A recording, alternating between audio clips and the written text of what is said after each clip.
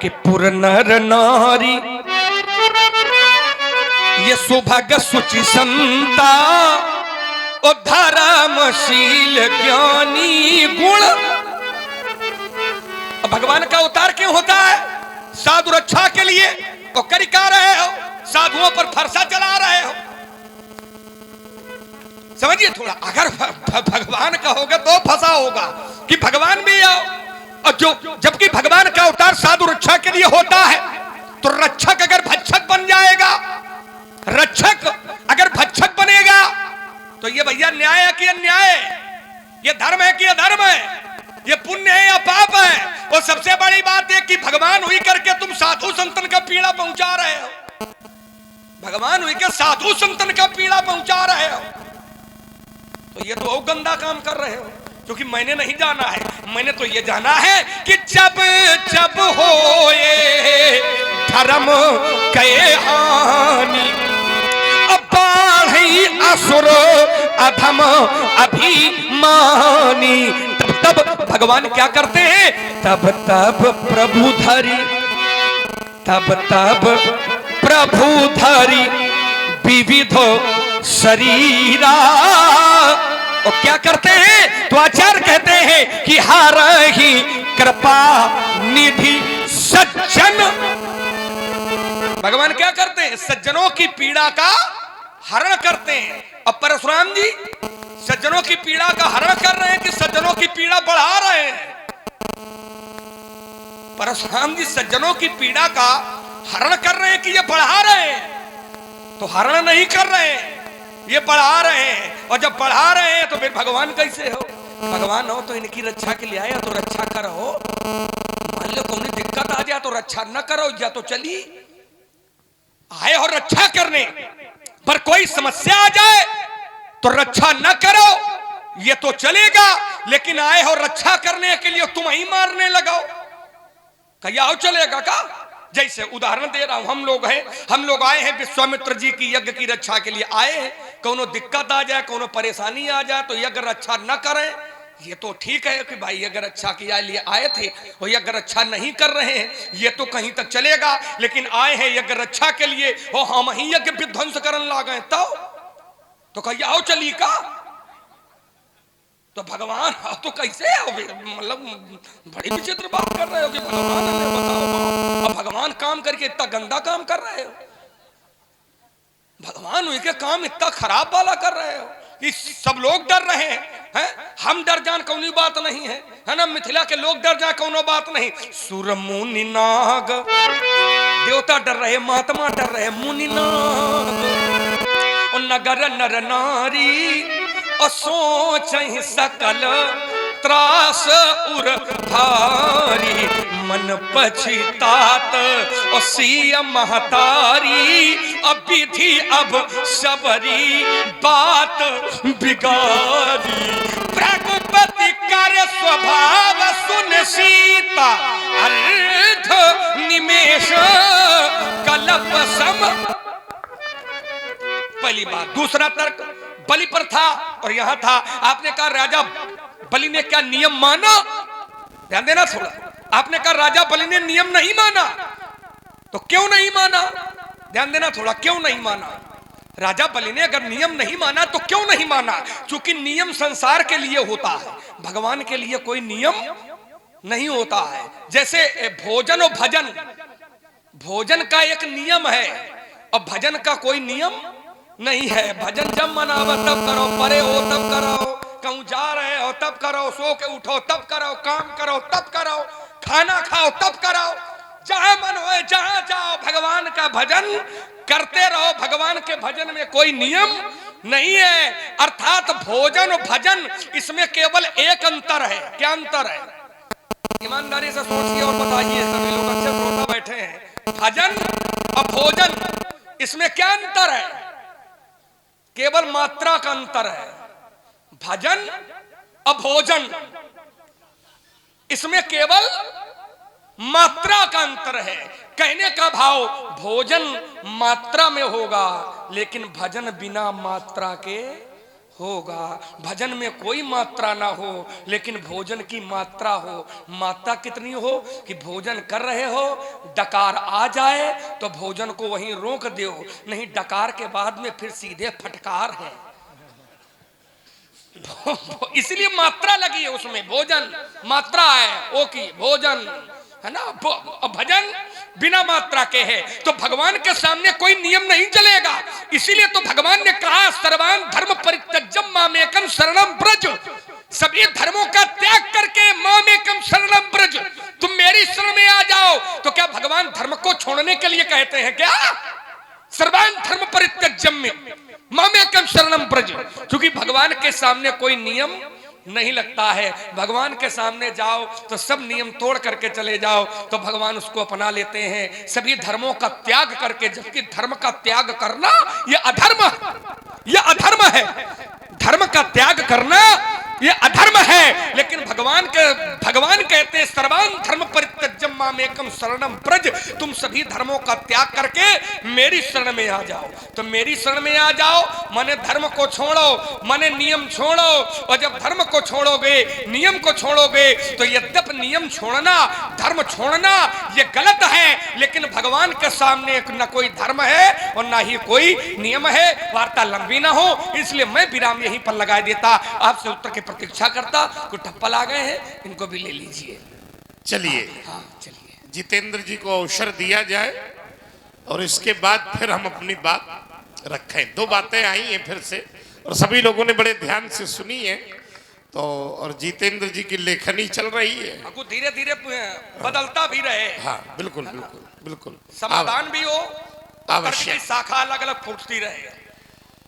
चलिए आइए, लक्ष्मण की बातें फिर सभी लोगों ने बहुत ध्यान से सुनी है। हाँ, आदरणीय हमारे श्री बीरेंद्र सिंह जी राजपूत पूर्व प्रधान, इनकी ओर से ये 201 मुद्राएं दोनों ही विभूतियों के चरणों में सादर भेंट हैं। बहुत बहुत धन्यवाद, साधुवाद। चलिए बड़ी देखिए जो संवाद की शैली है वो अच्छी है और लोग इसको बड़े ध्यान से सुन रहे हैं। लक्ष्मण ने कहा कि अगर आप भगवान हो हम ऐसा मान लेंगे तो फिर क्या भगवान का हम अपमान करेंगे क्या? ये धरातल नहीं बन पाएगा। ध्यान देना जरा, आ जाओ जरा। तो ये पत्रकार महोदय है क्या? ये प्रधान जी हैं। अच्छा कोई बात नहीं, ले लीजिए, खींच लो। चलिए आइए, वहां लगा देना जहां बच्चे सोते हो तो नजर न लगेगी। चलिए, तो लक्ष्मण ने कहा कि अगर आप भगवान हैं, ध्यान देना जरा, तो हम आपका अपमान फिर नहीं कर सकते। आपको मुनि मान रहे हैं तो क्या मुनियों का अपमान करना ये तुम्हारी शैली में है? देखो फिर फंसाव हो गया। और देखिए विशेष पुरस्कार के रूप में आदरणीय हमारे श्री कल्लू खान जी काका जी को बहुत बहुत बधाई है। इन्होंने 501 मुद्राओं से दोनों ही विभूतियों का सम्मान किया है। बड़ी वाली बूंद आई है। और हमारे बसरिया वालों की ओर से भी ये 51 पुष्प मुद्राएं भेंट हैं। बहुत बहुत धन्यवाद, बहुत बहुत साधु। व्यास जी, लक्ष्मण कहता है कि आप भगवान होंगे तो फिर हमारा चरित्र नहीं बनेगा, क्योंकि भगवान का अपमान नहीं किया जा सकता है। तो ईमानदारी से बताओ क्या मुनि का अपमान हो सकता है? लेकिन महाराज एक निवेदन है कि चर्चा वचन और प्रवचन की हुई थी। प्रवचन का शाब्दिक अर्थ क्या होता है ये हम नहीं बताएं, ये समाज जानना चाहिए। ये समाज न जाने। अब हमने तो अपना काम कर दिया है, हमारा काम हो चुका है। ये शाब्दिक अर्थ फिर मिलना तो बताएंगे। आइए जरा, जितने लोग बैठे हैं इस विषय को बड़े ध्यान से सुन रहे हैं। तो अगर तुम भगवान का अपमान नहीं कर सकते हो तो क्या तुम मुनि का अपमान कर सकते हो? क्यों भैया? और जो मुनि का अपमान करे वो अच्छा है कि गड़बड़? अब हम ना कहीं तुम ही लोग कह रहो। चलिए, तुम मुनि सुनी मुनि वचन लखन मुस्काने और बोले पर सुधर ही अपमाने। मुनि अपमान की परंपरा ये अच्छे वंश की निशानी नहीं होती है। अगर तुम ये कहो कि भगवान होगे तो हम चरित्र कैसे निभाएंगे, तो क्या वास्तव में लक्ष्मण मुनि मानकर अपमान करके अपना चरित्र निभा रहे हैं? अगर ऐसा भी है तो ये भी तुम अपने चरित्र और वंश के साथ न्याय नहीं कर पा रहे। देखो एक एक व्यक्ति के समझ में आ रहा है कि गड़बड़ है लक्ष्मण, है ना। अब हमको नहीं कहना पड़ रहा। सुनी मुनि बचन लखन मुस्काने और बोले पर सुधरहि अपमाने। मुनि वचनों पर अपमान, मुनि वचनों को सुनकर मुस्कुराना, मुनि वचनों को, मुनि को देख करके उनका अपमान कर देना, उनके प्रति गलत धारणा बना देना, ये अच्छे लोगों की निशानी। अच्छा ये वंश खराब है। एक बार इन्हीं के वंश में राजा सगर हुए, उनके 60,000 पुत्रों ने एक मुनि को ऐसे ही अपमानित कर दिया। तो मुनि ने नेत्र खोले और 60,000 जल के राख। अब बताओ जो दूध पिए में जली जाए तो माठा भी फूंक फूंक के पीता है कि नहीं पीता है। मुनि के चक्कर में 60,000 स्वाहा हो चुके हैं, फिर मुनि का अपमान कर रहा है। देखो गड़बड़ स्थिति वाली स्थिति में है। आइए इन्होंने एक तर्क रखा। व्यास जी क्या रखा? बोले हम एक नियम जानते हैं। नियम क्या है? बोले जब जब हो ये धर्म, जब जब हो ये धर्म कहे हानि, बाल है असुर अधम अभिमान। एक गीता का श्लोक पढ़ा, यदा यदा ही धर्मस्य ग्लानिर्भवति भारत अभ्युत्थानम् अधर्मस्य तदात्मानं सृजाम्यहम् परित्राणाय साधूनां विनाशाय च दुष्कृताम् धर्म संस्थापनार्थाय संभवामि। बोले भगवान का नियम तो ये है। देखना इन्हीं की बातों में दोनों बातें हैं, तो ईमानदारी से हृदय में उत्तर करोगे तो उत्तर मिलेगा। क्या है? एक और कहते हो भगवान का नियम ये है, और दूसरी ओर कहते हो भगवान का कोई नियम है नहीं है। दोनों बातें तुमने कही है। अगर भगवान का नियम ये है, सिद्धांत ये है, तो फिर ये क्यों कह रहे हो सर्वधर्म परित्यज्य मामेकं शरणं व्रज? बोले उनका तो कोई नियम नहीं है। भगवान कहते हैं सब नियमों को छोड़कर हमारी शरण में आ जाओ। अच्छा क्या है ये? इसका भाव क्या है कि धर्म छोड़कर भगवान की शरण में चले जाओ? ना, इसका निराकरण वही भीष्म गीता में हुआ है कि संसार में दो प्रकार के धर्म है। पहला धर्म जो मैंने बताए थे वो सांसारिक धर्म है। अगर इन सांसारिक धर्म से निवृत्ति चाहते हो तो मामेकं शरणं व्रज, शरणागति भी एक धर्म है। ये पारमार्थिक धर्म है। ये धर्म अगर मिल जाए तो संसार के धर्म छोड़ दो। इसका मतलब ये नहीं है कि धर्म का तिरस्कार कर दो। सर्वधर्मान परित्यज्य, इसका मतलब ये है कि संसार के सारे धर्म छोड़ करके अगर जीव भगवान की शरण में चला जाए तो इसे शरणागति धर्म कहते हैं। धर्म इसको भी कहते हैं। ऐसा नहीं है कि भगवान की शरण में जाने को धर्म नहीं कहते हैं, धर्म इसको भी कहते हैं। तो इन्होंने कहा कि अगर आप भगवान हो तो आपको तो ये करना चाहिए। भगवान को नियम में नहीं बांधा जा सकता।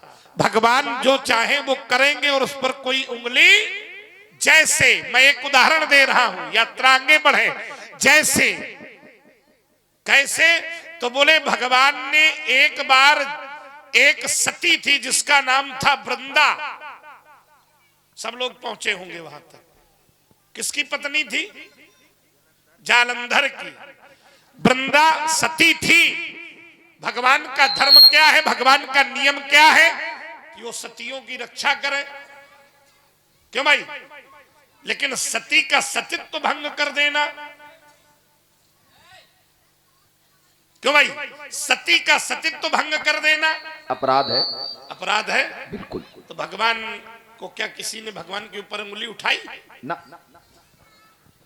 तो जब भगवान ये नियम के विरुद्ध काम कर रहे हैं लेकिन भगवान के ऊपर कोई उंगली नहीं उठ रही है, तो लक्ष्मण अगर तुम हमें भगवान नहीं मान रहे हो और शंका है कि भगवान है कि नहीं, और हम कह रहे हैं कि हम भगवान, शास्त्र ने कहा है, हमने नहीं कहा। मीन कमंड सुकर न रही बामन परशुराम बपुधरी। तो फिर हमारे ऊपर उंगली उठाने का अधिकार तुमको किसने दिया? भगवान का कार्य नहीं है कि सती का सतीत्व तो नष्ट करें, लेकिन भगवान ने एक नियम बनाया, भगवान के नियम से सती का सतीत्व तो भंग हुआ, उस नियम पर किसी ने उंगली नहीं उठाई। अच्छी चर्चा का आनंद आप लोग ले रहे हैं। हमारे बीच अपनी सेवा को समर्पित कर रहे हैं कौशल्या नेत्र चिकित्सालय, जलालपुर रोड, राठ। आंखों संबंधित समस्त प्रकार के रोगों का समुचित उपचार उपलब्ध है। डॉक्टर उपेंद्र जी राजपूत जो इसी ग्राम के हैं और अद्भुत चिकित्सालय का निर्माण इन्होंने किया है, इनकी ओर से 100 पुष्प मुद्राएं दोनों ही विभूतियों के लिए सादर समर्पित हैं। धन्यवाद। तो विचार ये करना है, ज्यादा लंबा भी ना हो, क्योंकि समय के अनुसार सब कुछ बदलते हुए यात्रा भी करनी है। बिल्कुल बिल्कुल। हाँ, तो विचार ये करना है कि अगर तुम हमें भगवान भी मान रहे हो तो फिर भगवान के ऊपर उंगली उठाने का अधिकार लक्ष्मण को नहीं हो सकता है। क्यों नहीं हो सकता है? क्योंकि जैसे भगवान ने वृंदा का सतीत्व नष्ट किया था, तो क्या संसार के किसी व्यक्ति ने उन पर उंगली उठाई?